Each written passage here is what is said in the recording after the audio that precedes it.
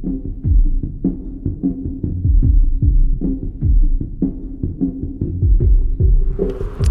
everyone, this is Peter Laws from the Flicks the Church Forgot. This is the fourth episode in a series where I've been exploring the interesting subject of Christianity, witchcraft and horror. And as you may have noticed, particularly in the first episode where I discussed the film The Witch by Robert Eggers, great film by the way, check out my review of that if you're interested, I talked about how there was quite a heavy link with Satanism, and I wasn't making that link myself. It was the film itself, or particularly the Satanic Temple, who got behind that film and wanted to make that link with Satanism and this subject of the witch. That's a pretty interesting subject and connection, but is it necessarily an accurate one to automatically assume that someone who is a witch is therefore a Satanist? Well, that's something that many people, especially Christians like myself, fall into the trap of assuming that someone who is a witch is also worshipping Satan in some sort of way. Well, I wrote an article earlier in this year which explored this because I was interested to find out, is that an actual true interpretation of that way of thinking, that worldview. And I wrote an article for this magazine. I normally write for the Fortune Times, but this is a different publication that I wrote for. Sometimes I write for other places, and this is called Christianity, Premier Christianity, and it's a British British magazine, and my article appeared in the April 2016 issue. I was going to work out how I could get this article to you, or just put a link online to it, but kind of a bit boring that, so I'll provide that link if you want to read it, but I'm just going to read it to you. I know it's a bit weird, but this is a video, so I don't just want to point like a picture at you all the time. I'll read it to you. So are you sitting comfortably? Then I'll begin. Right, the article begins, it says, "Meet the real life witches."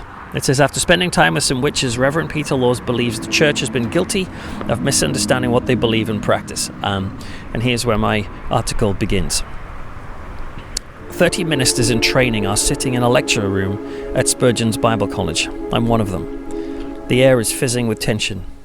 People stare in shock at the speaker, and a few shake their heads at this respected scholar. One of his Old Testament tomes is on our required reading list, yet he's just also told us that he owns a set of tarot cards.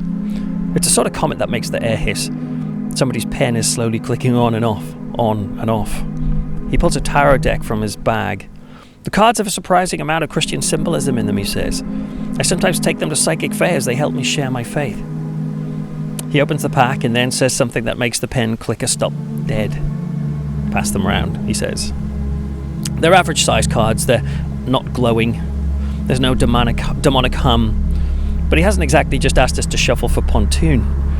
He sets them softly on the desk and something fascinating happens. Several students lift their arms clean off the table. Some scrape their chairs back. "There's nowhere I'm touching them," says one. Another mutters, "This is so dodgy." And when the pack lands in front of me, I can feel the sympathetic stares. It's like I've just been handed a loaded Kalashnikov. I shrug, put the tip of my finger on the pack. There's no spark.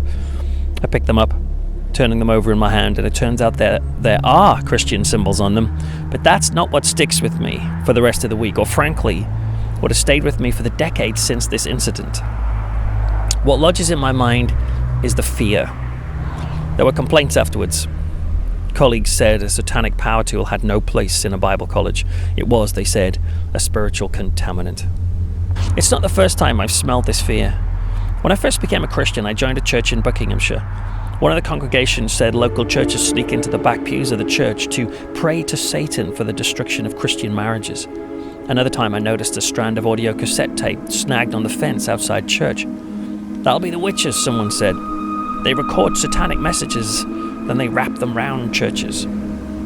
According to some Christians, witches hate the church. They want to bring it down. The only sensible response for a Christian who encounters a witch is to run away. Only it's hard to run away when you're sitting with one in a canteen and she's offering you a glass of red wine. I first met a witch at a secular academic conference 1 decade after the tarot card incident. I'm at Goldsmiths University, London, exploring the bleak but fascinating topic of demonic possession. Psychologists, skeptics, historians and mediums take turns at the lectern giving their opinions. Most say it's psychological and others aren't so sure. I speak to the various delegates afterwards, which is where I meet a journalist and author, Lucia. She's also a practicing witch. She didn't look very witchy. I ask her if she believes in demonic possessions, and she says I'm skeptical about Satan possessing people. And when I ask her why, her answer throws me. Because witches don't think Satan exists, she says. Wait for him to go past. In the months after this, I start a mini quest. I'll ask witches directly what they think of the church. I quickly discover that what witches think of the church might be different to what Christians think they think. It's tricky to define the word witch. Like the word Christian, it's a hefty umbrella that covers many perspectives. Most that I meet call themselves Wiccan, which is a relatively new movement in paganism, first introduced in the 50s.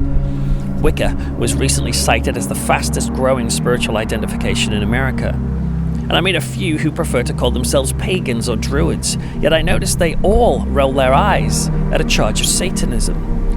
Witches don't claim to worship any evil entities, apparently, never mind the devil. Evil to them, they tell me, isn't even an organized force in the universe. They don't tend to believe in the Christian God either. Their deity is the creative force that fuels the universe. It's got both feminine and masculine properties, which is why they often talk in terms like God and goddesses. I chat to them about Jesus and they don't try to stab me. They say they like Jesus. They believe he is my way of connecting with the same energy that they're connecting with.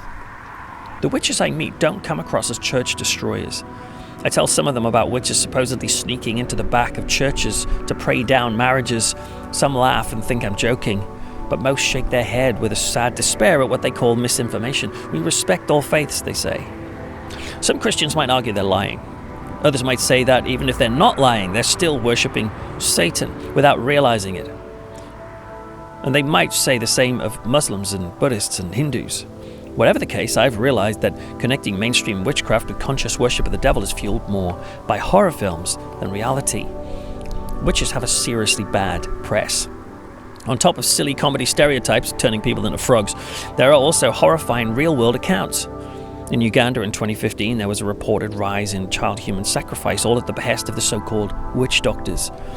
These are deadly serious issues. And what about the books and testimonies of people who claim to have been raped, abused, and hounded by witch cults?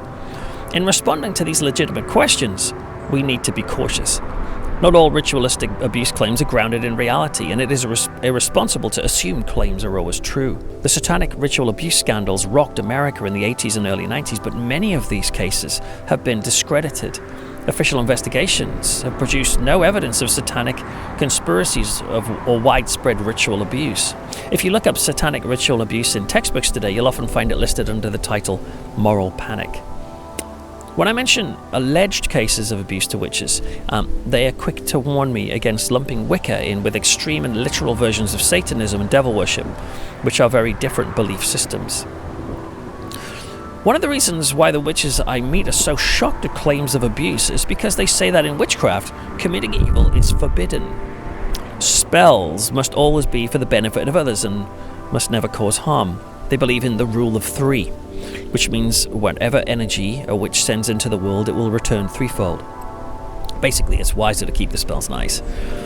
A witch I met for coffee last week told me that a 94-year-old granddad was in hospital ill and was about to have bowel surgery. Worried for him, she took a twig from an apple tree and bound it into a circle, thinking positive thoughts towards him. Then, to show a release of energy, she let the circle undo itself, and that was it. There was no goat's head mask, no sacrificing a milkmaid on the altar. I'm almost disappointed.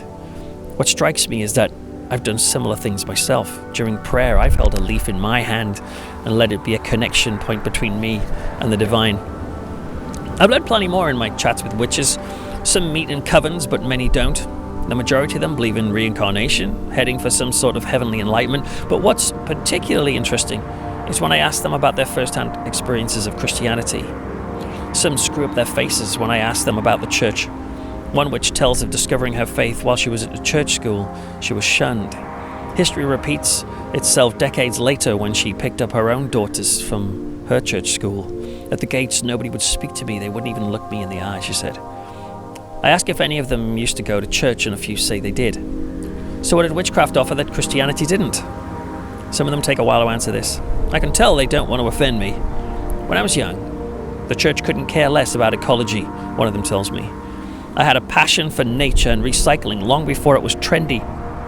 She says the church dismissed her interests as tree-hugging and irrelevant to Christianity. Some took issue with how God was presented. You're obsessed with God being male, one woman said to me. The church I went to had zero interest in the feminine character of God. That stuff matters to me. Another says their local church presented Jesus as weak. They talked about him like he was a pushover, she said. Plus, Christianity seemed obsessed with the negative. Lucia tells me something startling. I went to a church school, and I'll never forget our first art class. The nuns made us draw pictures of the damned being tortured in hell. They said we needed to get those images into our head. So I post on Twitter that I'm looking for witches to interview for a Christian magazine, and people from outside the church message me saying it must be a prank. Others think it's an elaborate Christian ruse to get witches to identify themselves. One of the witches I spoke to was warned off me by her pagan friends. Don't do it, they say. He'll twist your words. A best-selling author tweets me a picture of historical witch hunts. It's a woodcut of burning women. That's what witches think of the church, he says. This fear of the church isn't a shock. After all, Exodus 22 verse 18 makes it pretty clear, thou shalt not suffer a witch to live. It's King James Version. Kill them, basically. Now, we know that the Old Testament law doesn't apply in the same way anymore, but do they know that? Don't forget, the witchcraft community has their own history of being abused, tortured, and murdered by Christians. When some Christian friends hear I'm meeting with witches, they think I'm crazy, reckless even. Both sides seem to be full of suspicion and fear. Yet the leaders of pretty much every major denomination talk about the significance of interfaith dialogue. Does that include witches, I ask? I'm not saying we can't challenge theologies together, but shouldn't we know at least what they believe first? I can't see Jesus running screaming from a room if someone passed him a tarot card. After all, God has not given us a spirit of fear and timidity, but of power, love, and self-discipline, says 2 Timothy. Jesus had a habit of walking across the room and meeting people where they were at. He wasn't afraid to share God's truth with people, but he also listened and was unafraid to connect with the world. There's a pagan community out there. They say it's growing. The stats say it's growing. Will we run screaming for the hills, or will we try listening instead, just as they might listen to us? If we find out what they think first hand, we might find they're not as scary as we imagined. And in turn, they might find out that we're not as scary either. So, that's my article. There is a little sidebar thing which I'll mention. A little brief online interview I did with another witch. She says this. I'm a witch. Beverly Diaz shares her experience of how Christians have responded to her. There are often groups of Christian protesters outside pagan witchy events, and they will thrust pamphlets and religious tracts into the hands of passing attendees, sometimes while telling us to repent or burn in hell. I have no problem with and actually enjoy learning about other people's beliefs. But if one of us offers to give said protesters a leaflet explaining what we are about, nature-based spirituality, acknowledging the changing seasons, our horned god representing the male principle in nature, not the Christian devil, and so on, often they will recoil in horror and are not prepared to take our literature in return for their own. I think that sums up really, I guess, some of the issues that I was trying to cover in the article. So that's it, my little reading to you of what I wrote in this magazine, but it just ties in, I felt, with the subject that we've been looking at in this series. If you want to delve in deep when you haven't seen the other episodes, then look at episode 1 for my in-depth review of Robert Eggers' The Witch. In the second episode, you can also check out my top 10, which, why do I do that? Every time I say 10, I do that, but my top 10 witch movies in horror. You can find out what they are and check that out in episode 2. In episode 3, I interviewed a witch called Becky Bird, and she chatted to me a little bit about how she feels horror represents witchcraft, and you've just had this one exploring that. Listen, if you have any questions, queries, or comments, then do comment below. Do try and remember to subscribe to this channel and share it as well, and let people know about what I'm up to here. I know it's a little bit of an odd channel exploring the spiritual side of horror movies, but you know, I'm into it, and hopefully there might be other people out there who's into it too. But Other than that, can I just say you can follow me on Twitter at Rev Peter Laws. You can go to the Facebook page at The Flicks the Church Forgot. Also, you can read my monthly horror column in the Fortune Times print magazine. And share and subscribe to the YouTube channel. But until next time, don't forget The Flicks the Church Forgot.